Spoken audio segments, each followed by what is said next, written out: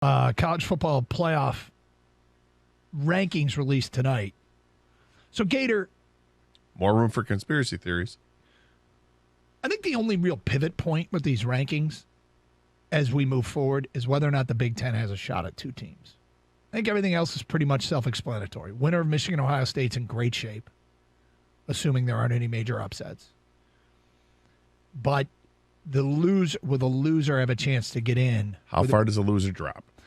Because I started thinking about all the scenarios last night. If Georgia wins out, right, and the Michigan, Ohio State winner wins out, and TCU wins out, okay? Mm-hmm.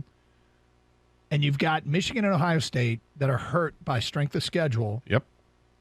Because of an unusually weak Big Ten. A weak Big Ten, and in Michigan's case, a really weak non-conference schedule. Does the committee want Tennessee rematch with Georgia if Tennessee is sitting there at 11-1? Would they want that rematch? Would they want Oregon, if they run an Oregon rematch with Georgia in the same facility, because they would play in the Peach Bowl, right, where they played to start the season? Would they want that rematch? USC, it doesn't really apply, because I think USC would win a comparison with Michigan. I don't know that even though if Michigan loses to Ohio State and has a weak strength of schedule, I don't know that would they choose Tennessee or Georgia for a rematch over Michigan for a non-rematch. I think USC would probably get the nod.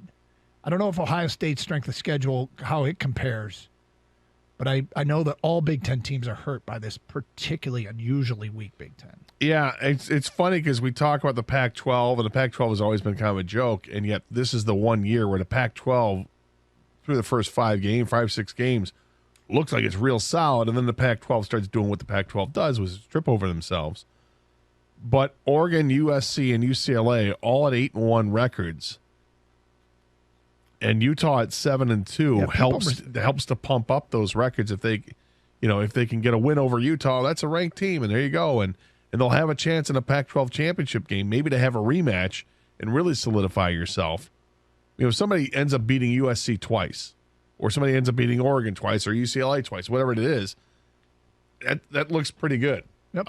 In comparison to if let's say Michigan loses to Ohio State, I think it's tougher. If Ohio State loses, it's got to be a close game, first of all. If they lose a close game. Losing at home sucks, and that's not going to bode well. But if Notre Dame keeps winning, then that win over Notre Dame to start the season looks a lot better. But then again, Notre Dame lost the next couple games to start the season as well. So how big is that Notre Dame game? What could save Michigan is they don't want to rematch with Tennessee, or they don't want to rematch with Oregon if Michigan is the loser of that game.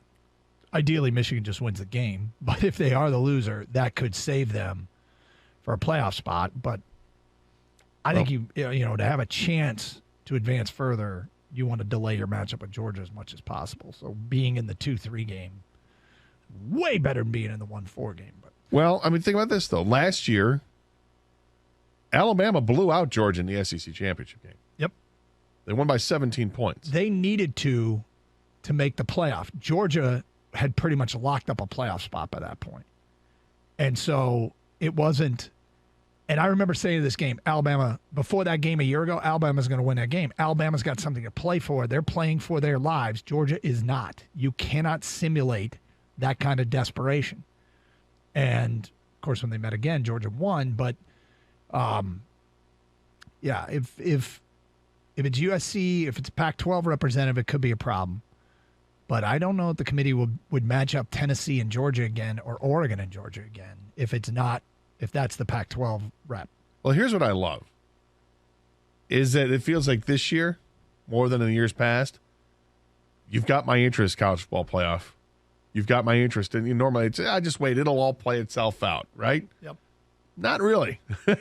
Whatever ends up playing itself out, there's going to be big-time discussion about potentially who that fourth team is. And if TCU loses, then it really gets interesting. So, yes, let it play out, of course.